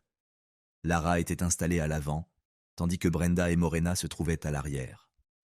Une autre caméra municipale a capté la même voiture blanche, déjà bien éloignée du point de départ, ce qui a permis de confirmer que le véhicule avait quitté le quartier de la Matanza. Une analyse ultérieure a révélé que la voiture s'était dirigée vers la commune de Florencio Varela, située à environ 37 km de là. Quelques heures après leur disparition, le même véhicule a été retrouvé dans un terrain vague, à Florencio Varela. Les caméras de surveillance l'ont filmé aux alentours de 5 heures du matin, alors qu'il était déjà en feu. Les experts ont confirmé que l'incendie était d'origine criminelle, vraisemblablement provoqué dans le but de détruire des preuves, d'effacer d'éventuelles empreintes digitales et de compliquer le travail des enquêteurs. Il a également été établi que les plaques d'immatriculation du véhicule avaient été falsifiées. Le lieu où la voiture a été retrouvée correspondait aux derniers signaux émis par les téléphones portables des jeunes filles. C'est à cet endroit que se trouvaient les antennes relais ayant enregistré les ultimes activités de leurs appareils. Les 3 téléphones ont été désactivés presque simultanément, tôt le samedi matin, dans une zone proche de l'endroit où le véhicule incendié a ensuite été localisé. Il convient de préciser qu'il est techniquement impossible de déterminer une position exacte à partir des signaux du réseau mobile, mais la concordance avec l'antenne la plus proche a retenu l'attention des enquêteurs. Pendant que la police analysait les images de vidéosurveillance et traçait les téléphones portables, les proches, les amis et les voisins des jeunes filles ont décidé d'agir par leurs propres moyens. Ils se sont rassemblés sur les lieux mêmes où tout avait commencé, au carrefour de la Tablada, là où les adolescentes avaient été vues pour la dernière fois. Aux alentours de la mi-journée, des dizaines de personnes ont commencé à affluer, munies de pancartes, de photos et de bougies allumées. Leur objectif était clair: attirer l'attention de l'opinion publique et contraindre les autorités à poursuivre activement les recherches. Un sentiment d'abandon profond régnait parmi les manifestants, convaincus que, parce que ces jeunes filles venaient de quartiers défavorisés, elles étaient traitées comme des citoyennes de seconde zone. Très vite, les événements ont été massivement relayés sur les réseaux sociaux. Des vidéos en direct circulaient depuis les téléphones des manifestants. Des jeunes brandissaient des pancartes, tandis que les voisins exprimaient leur indignation face à ce qu'ils considéraient comme une inaction des autorités. Les mères des disparus étaient elles aussi présentes. On les voyait en larmes, serrant contre elles les photos de leurs filles.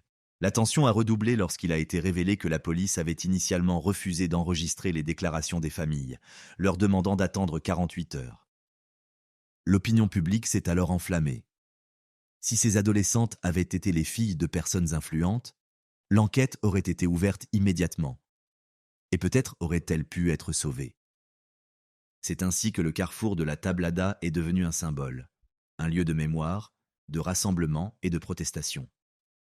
La circulation y a été partiellement interrompue et des photos des 3 jeunes filles, devenues le visage d'une tragédie nationale, ont été brandies à bout de bras. Au cours de cette même période, certains proches des victimes ont accordé des entretiens aux médias, confirmant ce qui faisait déjà l'objet de nombreuses rumeurs. Les 3 adolescentes se livraient à la prostitution. Il a même été avancé que Lara, la plus jeune d'entre elles, aurait été impliquée dans cette activité depuis plusieurs années. Ces déclarations ont provoqué une vive réaction au sein de l'opinion publique. Beaucoup ont souligné que, compte tenu de son âge, Lara n'était pas en mesure de prendre ce genre de décision de manière éclairée, et qu'elle était très vraisemblablement victime d'exploitation. Pendant ce temps, l'enquête se poursuivait, et les autorités continuaient de suivre attentivement chaque piste disponible. Quelques jours après leur disparition, l'un des téléphones portables des jeunes filles a soudainement émis un signal. L'appareil venait d'être réactivé. Les enquêteurs ont immédiatement enregistré les coordonnées qui les ont conduits jusqu'au quartier de Florencio Varela. Ce rebondissement a permis de relancer l'enquête. Dans ce secteur, la police a identifié 2 habitations et y a rapidement mené des perquisitions. Plusieurs personnes ont été interpellées lors de ces opérations. Lorsque les enquêteurs sont entrés dans l'une des maisons, ils ont immédiatement été frappés par une forte odeur de produits ménagers. À l'intérieur, 2 jeunes gens, un garçon et une fille, nettoyaient minutieusement les sols et les murs. Il s'agissait de Magali Celeste González Guerrero, âgée de 18 ans, et d'Andrés Maximiliano Parra, âgé de 22 ans 19 ans, originaire du Pérou.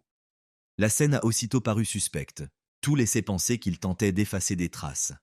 Interrogés sur un éventuel lien avec les jeunes filles disparues, les 2 occupants ont déclaré ne rien savoir. Plus tard, devant le tribunal, ils ont refusé de témoigner, invoquant leur droit au silence. Cette attitude n'a fait que renforcer les soupçons. Les enquêteurs estimaient qu'ils pourraient avoir été impliqués au minimum dans la dissimulation du crime. Dans la cour de la maison, la police a relevé plusieurs indices manifestes: désordre, terre fraîchement retournée, traces de travaux récents. C'est là, sous une couche de terre, que 3 corps mutilés ont été découverts. Les analyses médico-légales ont formellement confirmé qu'il s'agissait de Morena, Brenda et Lara. Lorsque les experts médico-légaux ont entamé la procédure d'identification, la nouvelle est rapidement parvenue aux familles. Mais, comme tant d'autres éléments dans cette affaire, l'annonce de la découverte n'a pas été faite de manière égale pour tous. Certains proches ont appris l'horrible vérité non pas par les autorités, mais par les journaux télévisés ou des sites d'information en ligne. La mère de Lara a raconté qu'elle était restée littéralement figée devant son téléviseur, dans l'attente du moindre signe. Très souvent, ce sont les journalistes qui, les premiers, annonçaient les développements, relayant les informations avant même les déclarations officielles. Cette situation a provoqué une douleur supplémentaire pour les familles, celle d'apprendre la mort de leur fille non pas de vive voix, mais à travers un écran. Les chaînes de télévision diffusaient des reportages en direct depuis les abords du lieu du crime, alors que les familles endeuillées n'avaient encore reçu aucune confirmation formelle. Lorsqu'elles ont finalement été autorisées à voir les corps à la morgue, Il n'y avait plus de doute possible. Les médecins légistes ont décrit avec précision la nature des blessures, et tous ont convergé vers une même conclusion. Aucune des jeunes filles n'est morte rapidement. Toutes trois ont été torturées et maltraitées. Lara, la plus jeune, aurait particulièrement souffert. Les experts ont établi que Lara avait subi l'amputation des doigts de la main gauche ainsi que d'une partie de l'oreille, et ce alors qu'elle était encore en vie. Son corps présentait également des traces de brûlures et de coups, signes de sévices délibérés. Son cou était marqué par de profondes entailles. Brenda, une jeune mère de 20 ans, avait le crâne fracturé et le visage défiguré, couvert d'ecchymoses. Son corps portait des blessures infligées à l'arme blanche et, après sa mort, elle a été profanée. Son abdomen avait été ouvert dans un geste de cruauté symbolique manifestement destiné à intimider. Morena, quant à elle, présentait de nombreuses lésions à la tête et au visage. Les médecins légistes ont conclu que la cause de son décès était une luxation de la colonne cervicale. On lui avait brisé le cou. La violence extrême avec laquelle les auteurs ont agi ne laissait aucun doute. Il ne s'agissait pas d'un accès de rage passagère, mais bien d'un crime prémédité. L'heure du décès des trois jeunes filles a été estimée entre 3 et 6 heures du matin, le samedi 20 septembre. Autrement dit, au moment même où leurs familles organisaient des manifestations et lançaient des appels à l'aide, les adolescentes étaient déjà mortes, enterrées dans la cour de cette même maison. Les conclusions de l'expertise ne laissent place à aucune incertitude.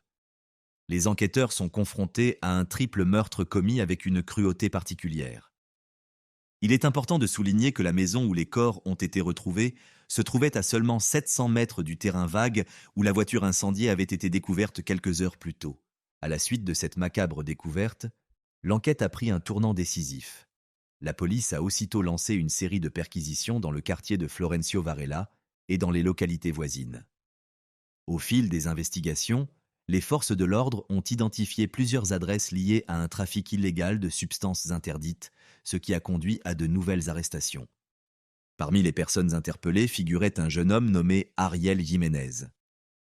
Les enquêteurs affirment qu'il serait celui qui a creusé la fosse dans laquelle les corps des jeunes filles ont été enfouis. Un autre suspect, Miguel Ángel Villanueva Silva, âgé de 27 ans, aurait, selon les premiers éléments de l'enquête, joué un rôle central dans l'organisation du crime. Parallèlement, une opération de grande envergure a été menée à la frontière, selon certaines sources, côté argentin, selon d'autres, déjà en territoire bolivien. Un homme du nom de Victor Sotacuro Lazaro, lui aussi originaire du Pérou, y a été arrêté. Son interpellation a mis en évidence l'ampleur transnationale de l'affaire. L'enquête a également mis en cause une jeune femme de 19 ans, Lara Daniela Ibarra, soupçonnée d'avoir participé à la dissimulation du crime en nettoyant la maison où les corps ont été retrouvés. Au total, 6 personnes ont été arrêtées au cours de la première semaine suivant la découverte des corps. Elles ont été inculpées de triple meurtre avec circonstances aggravantes ainsi que de dissimulation de crime. C'est Victor qui a particulièrement retenu l'attention des enquêteurs et des médias. Le tribunal l'a associé à un véhicule de marque Volkswagen qui, selon les éléments de l'enquête, aurait servi de moyen de transport auxiliaire lors de l'enlèvement et du transfert des jeunes filles. Des caméras de surveillance ont filmé ce véhicule à proximité de la maison, avant et après les faits. Pour les procureurs, cet élément constituait une preuve déterminante. Victor n'était pas un intervenant fortuit, mais aurait joué un rôle actif dans la logistique du crime. Il a été transféré de la zone frontalière à Buenos Aires sous haute surveillance. Les images le montrant menotté, entouré d'agents de la police fédérale, ont été diffusées en continu sur l'ensemble des chaînes de télévision. La défense a néanmoins tenté d'atténuer les charges, affirmant que Victor avait pris la fuite uniquement parce qu'il avait reçu des menaces et craignait pour sa vie. Les avocats ont également soutenu que le véhicule mentionné dans le dossier était immatriculé au nom de sa nièce et qu'il ne le conduisait pas la nuit des faits. Cependant, les éléments matériels contredisaient cette version. Les enregistrements des péages routiers attestaient du passage du véhicule, et l'analyse de ces déclarations a mis en évidence plusieurs incohérences. Malgré cela, sa présence directe sur les lieux du crime n'a pas pu être établie de manière formelle. La question demeure donc entière. S'agissait-il d'un acteur secondaire ou d'un rouage central? Quoi qu'il en soit, son arrestation à dimension internationale a mis en lumière l'ampleur et la gravité de l'affaire.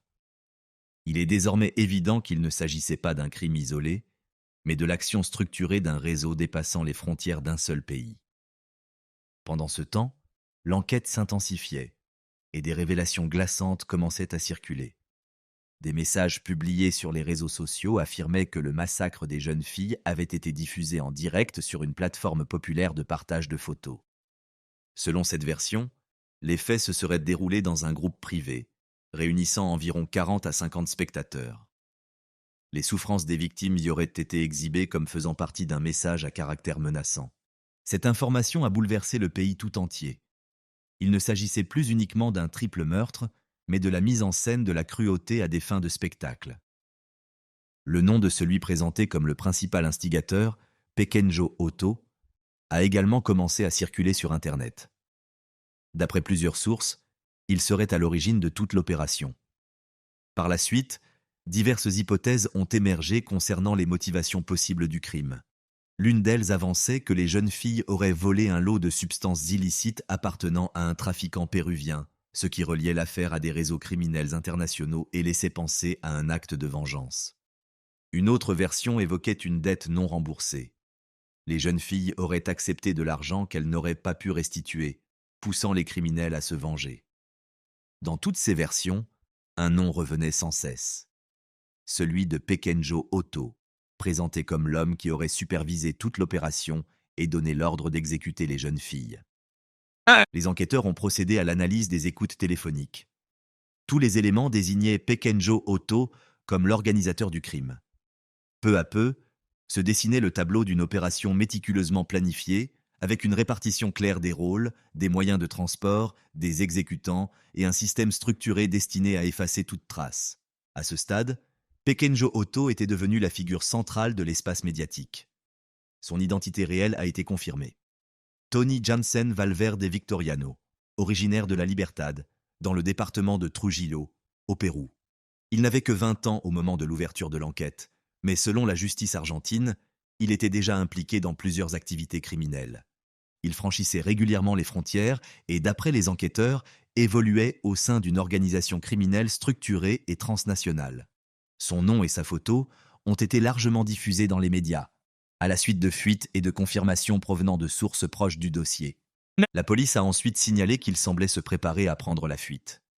Les publications mentionnaient son âge, sa nationalité et ses lieux de séjour possibles, allant du Pérou jusqu'à la périphérie de Buenos Aires. Selon les investigations, il coordonnait l'ensemble des opérations, ce qui supposait un réseau de contacts fiables, des ressources financières et une logistique particulièrement rigoureuse. Alors que le pays tentait encore de se remettre du choc, la police a lancé une opération de grande envergure. L'objectif ? Un bunker qui, selon les enquêteurs, servait de centre d'activité à Pekenjo Otto. Les images de la perquisition ont été diffusées. Rues étroites, couloirs sombres, dizaines de policiers armés progressant dans une atmosphère tendue. À l'issue de l'intervention, 8 personnes ont été interpellées, mais aucune n'a été placée en garde à vue. L'hypothèse principale de l'enquête ne laissait guère de place au doute. Pekenjo Otto aurait engagé des hommes pour se débarrasser des 3 jeunes filles. Il s'agirait d'un acte de vengeance motivé par le vol présumé d'une somme d'argent et de substances illicites. Certaines sources proches du dossier ont affirmé que c'est lui qui aurait ordonné la diffusion en direct du crime, en guise d'avertissement à tous ceux qui oseraient s'opposer à lui. Pourtant, l'opération policière a laissé de nombreuses questions en suspens. Des habitants du quartier ainsi que des personnes familières des réseaux criminels ont déclaré que Pekenjo Otto n'avait jamais été vu dans le secteur où se trouvait prétendument son bunker. Ces témoignages ont semé le doute. Sa véritable zone d'influence ne se situait-elle pas plutôt dans le sud de Buenos Aires, précisément dans le quartier où les corps des 3 jeunes filles avaient été découverts ? La méfiance à l'égard de l'enquête s'est intensifiée lorsqu'une chaîne de télévision locale a diffusé des images du lieu du crime. La maison où s'était déroulée la tragédie n'était pas surveillée. Sous les yeux des téléspectateurs, un homme à vélo est apparu à l'écran, est entré calmement dans la maison, puis en est ressorti avec un sac contenant, semble-t-il, des objets provenant de la scène du crime. Il allait de soi que de tels agissements étaient inacceptables. Seuls des experts dûment mandatés sont autorisés à accéder à un lieu placé sous scellé. Peu après, une autre vidéo a fait surface sur Internet, une interview enregistrée 2 mois avant les faits. On y voyait 2 jeunes filles se présentant sous les prénoms de Flore et Luna. Il a été établi par la suite que Luna était en réalité Lara, alors âgée de 15 ans, tandis que Flore ou Florencia était majeure. Dans cette interview, Elle déclarait ne travailler pour personne et niait être victime de traite d'êtres humains. Florencia expliquait que les clients les contactaient via les réseaux sociaux et qu'elle fréquentait ce quartier parce qu'elle pouvait y gagner davantage d'argent. Lara apparaissait vers la fin du reportage et affirmait avoir 20 ans.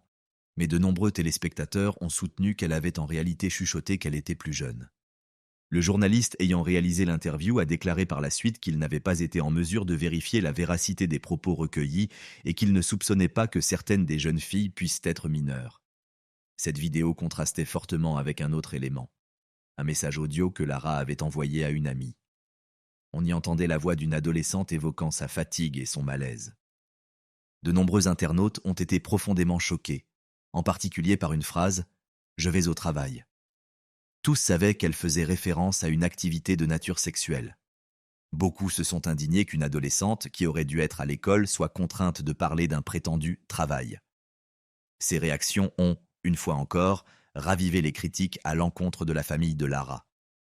Bon, dis-moi si on se voit aujourd'hui ou pas. Si on se retrouve à la Rotella, j'irai travailler aussi aujourd'hui. Si tu veux, et si tu te sens mieux, viens, on se croisera peut-être. J'espère que tu te remettras vite. Prends soin de toi, d'accord ? Et comme tu me grondes, moi aussi je te gronderai. Après la tragédie, Florencia a publié des messages empreints d'émotion, exprimant sa douleur face à la perte de Lara, qu'elle considérait comme une amie et une partenaire. Il est supposé que c'est elle qui, peu après, a fourni à la police des informations cruciales, alors que les jeunes filles étaient encore portées disparues.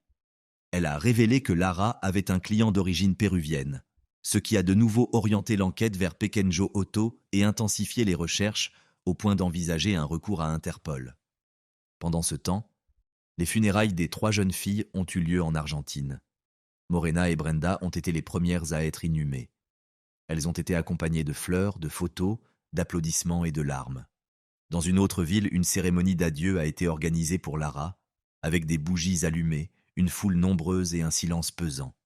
Des voisins, des amis, des organisations de défense des droits humains, des militants et des responsables locaux étaient présents. Dans la salle, on entendait des prières, des chants, des souvenirs, ainsi qu'un appel commun, celui de la justice. Au fil des jours, de nouvelles arrestations ont eu lieu.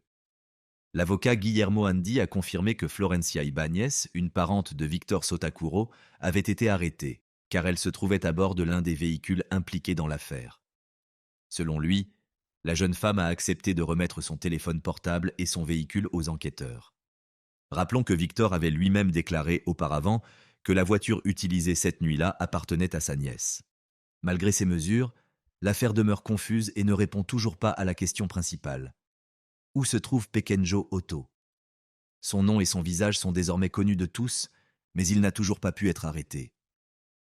L'hypothèse dominante est qu'il aurait fui l'Argentine avec l'aide d'un réseau criminel, peut-être pour retourner au Pérou ou se cacher dans un autre pays. Le mobile du crime reste également incertain. Il est beaucoup question d'argent et de la possibilité que les jeunes filles aient volé quelque chose, mais à ce jour, aucun élément ne permet de l'affirmer avec certitude. Les proches des victimes continuent d'accuser les autorités publiques de négligence, de lenteur dans le traitement des plaintes, de fuite d'informations, et du fait d'avoir dû apprendre les nouvelles par l'intermédiaire des médias. Ils expriment un sentiment d'insécurité généralisée et une peur constante qui ne les quitte plus. Bien que plusieurs suspects aient déjà été arrêtés et que l'enquête se poursuive, des complices présumés restent en fuite, y compris celui que l'on considère comme le principal instigateur du crime. L'enquête reste ouverte et nul ne sait quand elle prendra fin, mais je vous tiendrai informé s'il y a du nouveau.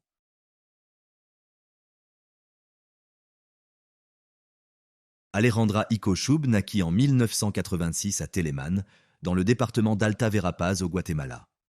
Orpheline dès l'âge de 3 ans, elle fut élevée par son frère aîné Valdemar et ses 2 sœurs, Lucia et Elvira. À 14 ans, elle quitta leur domicile familial pour s'installer avec eux à San Miguel, dans la maison de leur grand-mère Juana, située à une 40aine de minutes de route de Chisec, dans le même département. 1 an plus tard, Alejandra fit la rencontre de son premier partenaire dont le nom demeure inconnu. De leur union naquit une fille, qu'ils nommèrent Reina. Au bout de 6 ans de vie commune, elle donna naissance à un fils, Alvaro. 3 ans plus tard, la famille s'agrandit à nouveau avec la naissance de Saïda. Malheureusement, la date exacte et les raisons de la rupture restent inconnues.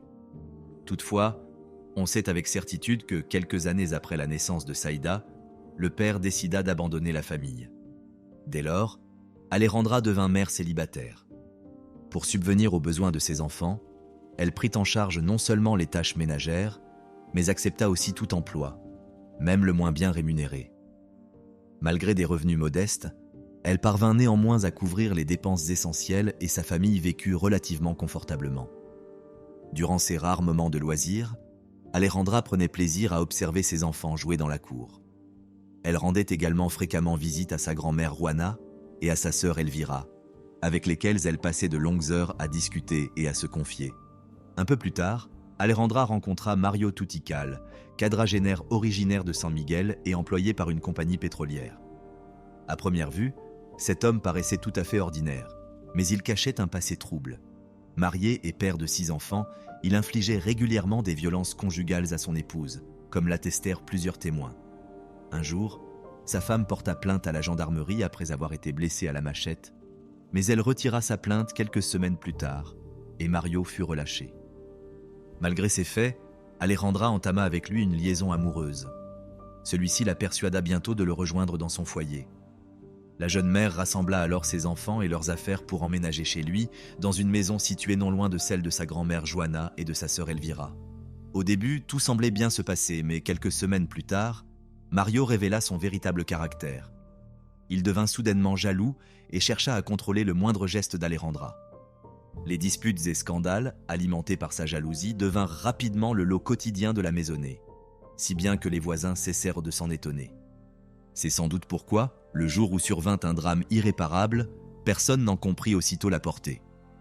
Malgré ses accès de violence et ses coups répétés, Alejandra n'eut pas le courage de quitter Mario, tout comme sa grand-mère Juana, elle-même victime d'un comportement analogue de la part de son époux de nombreuses années auparavant. Ainsi, dans la nuit du 29 octobre 2018, le silence habituel du village fut soudainement troublé par les cris d'Alejandra. Les habitants alentours s'en inquiétèrent, mais par habitude, ils n'y prêtèrent pas une attention particulière, supposant qu'il ne s'agissait que d'une nouvelle dispute entre Alejandra et Mario. Quelques minutes plus tard, les hurlements de la jeune femme devinrent beaucoup plus perçants. Un groupe de voisins sortit alors dans la rue pour constater la situation. Peu après, l'un d'eux appela Elvira, sa sœur, qui arriva promptement, habitant non loin de là. Ensemble avec d'autres villageois, elle se précipita pour secourir Alejandra, alors âgée de 32 ans, sans se douter de l'horreur qui l'attendait. Lorsqu'Elvira s'approche de la maison, elle aperçut une silhouette s'éloigner progressivement. Elle n'y prêta pas attention, sa priorité étant de s'assurer que sa sœur allait bien. Quelques instants plus tard, elle frappa à la porte sans réponse. Finalement, les voisins durent l'aider à entrer, et la première chose qu'elle vit fut le sang, littéralement partout. Après quelques pas, elle buta contre une main tranchée qui, comme on peut l'imaginer, appartenait à sa sœur. Reprenant enfin ses esprits, Elvira courut dans la chambre et découvrit Alejandra gisant sur le sol au seuil de la mort. Pire encore, elle n'avait plus ses 2 mains et son visage était fendu jusqu'au front. Saisie d'horreur, Elvira appela désespérément au secours. Les villageois se précipitèrent pour appeler une ambulance, mais celle-ci se trouvait à 76 km. Et, de façon abjecte, certains commencèrent à filmer les derniers instants d'Alejandra avec leur téléphone pour diffuser la vidéo en ligne. En quelques minutes, tout le pays fut informé de ce crime atroce, rapidement surnommé Miss Pac-Man, en référence au personnage du célèbre jeu vidéo. Malgré l'intervention rapide des médecins accourus sur place, il était déjà trop tard pour sauver Alejandra. La jeune femme expira avant l'arrivée de l'ambulance, après avoir souffert un peu plus d'une demi-heure. Le lieu du drame fut bientôt envahi par les badauds et les forces de l'ordre. Plus tard, les experts médico-légaux transportèrent le corps et les membres sectionnés à la morgue, puis les enquêteurs interrogèrent d'abord Elvira, la sœur de la défunte, qui déclara avoir aperçu la silhouette d'un homme quittant la maison peu avant son arrivée. Selon elle, il s'agissait de Mario. Elle rapporta plusieurs épisodes de violence physique de sa part envers Alejandra. On apprit que le suspect l'avait déjà étranglée en lui passant une corde autour du cou. De plus, Elvira raconta qu'une semaine avant ces faits, Mario avait puni son beau-fils de 7 ans en le flagellant à plusieurs reprises parce qu'il s'était attardé dans la rue en revenant de l'épicerie. D'après les habitants du village, tous avaient été témoins des brutalités de Mario envers Alejandra et ses enfants, mais craignant pour leur propre sécurité, aucun n'osa prévenir les autorités. Compte tenu de ces éléments, Mario devint le principal suspect de l'affaire. Lorsque les autorités lancèrent les recherches, il s'était déjà volatilisé. Les policiers constituèrent aussitôt plusieurs équipes opérationnelles et diffusèrent des renseignements dans les villages environnants. En l'espace de quelques jours, ces efforts portèrent leurs fruits. On apprit que le présumé coupable se dirigeait vers la frontière mexicaine et il fut finalement capturé. Tandis que Mario était entendu au commissariat, la famille et les proches d'Alejandra purent lui rendre un dernier hommage au cimetière municipal de San Miguel. Lors de sa déposition, cet homme, déjà surnommé le boucher, déclara ne ressentir aucun remords d'avoir ôté la vie à sa compagne. Il affirma qu'un voisin lui avait rapporté, quelques jours auparavant, qu'Alejandra avait été vue en compagnie d'un chauffeur routier pendant son absence. Un jour, Mario décida de la suivre et, au lieu de se rendre à son travail, se dissimula dans les buissons. De là, il vit Alejandra monter dans le camion de cet homme, ce qui confirma ses soupçons d'infidélité. À son retour, lorsqu'il lui demanda où elle était passée, elle répondit qu'elle avait rejoint sa sœur. Convaincu qu'elle mentait, il s'emporta et saisit une machette. Les autorités purent ainsi reconstituer avec précision le déroulement de cette nuit fatale.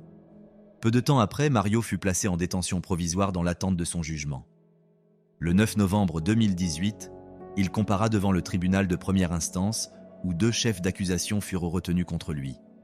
L'un pour violences physiques répétées à l'encontre de sa première concubine, l'autre pour actes criminels ayant entraîné la mort d'Alejandra. Toutefois, l'un des 2 chefs fut ensuite abandonné, le tribunal manquant de preuves, la victime présumée ne s'étant pas présentée à l'audience sans explication. Lors de l'audience suivante relative au dossier d'Alejandra, un incident mineur survint et la juge reporta les débats, refusant d'examiner l'affaire.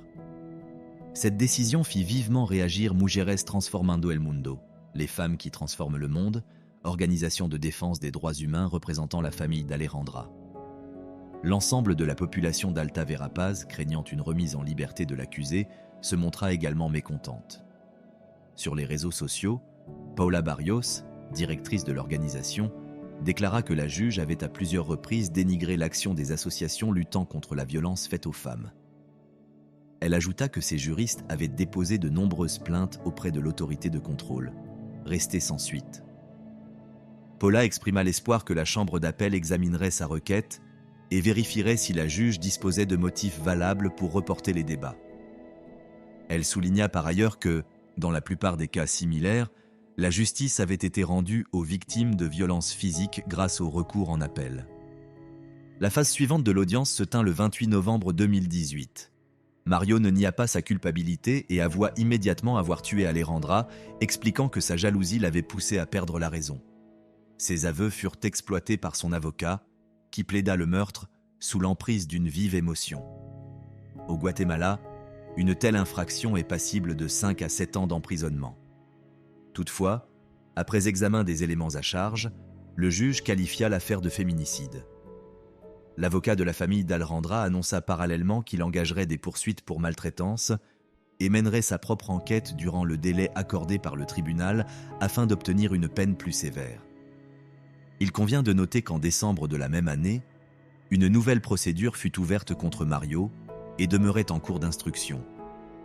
Aucune information n'a toutefois filtré sur la victime ou la nature précise de l'infraction. Le 30 janvier 2019, les internautes guatémaltèques se mirent littéralement en colère. On apprit que Mario avait posté depuis sa cellule une vidéo où il fêtait son 44e anniversaire comme si de rien n'était. L'indignation générale suscita l'ouverture d'une enquête interne pour déterminer comment le détenu s'était procuré un téléphone portable. Or, selon l'article 33 de la législation pénitentiaire guatémaltèque, l'usage de tout téléphone mobile est formellement prohibé dans les établissements correctionnels, tant pour les détenus que pour le personnel. Ce nouvel épisode révéla une fois de plus les graves lacunes persistantes dans ces centres de détention. En février 2019, l'audience relative à l'affaire d'Alejandra fut de nouveau reportée. Paula Barrios publia alors un communiqué déplorant que ces délais puissent nuire au bon déroulement du procès. Le 8 mars 2022, près de 4 ans après ce crime odieux, le procès principal de Mario Tutical démarra enfin. Les représentants de l'accusation présentèrent à nouveau l'ensemble des pièces à conviction prouvant que l'accusé avait tranché les mains d'Alejandra avant de la tuer à l'aide d'une machette. Cette affaire créa une véritable émotion dans tout le pays. Selon les dernières informations, Mario encourait une peine de 20 à 50 ans de réclusion. Toutefois, à ce jour, aucun verdict n'a été rendu, laissant planer le doute sur l'issue de ce procès.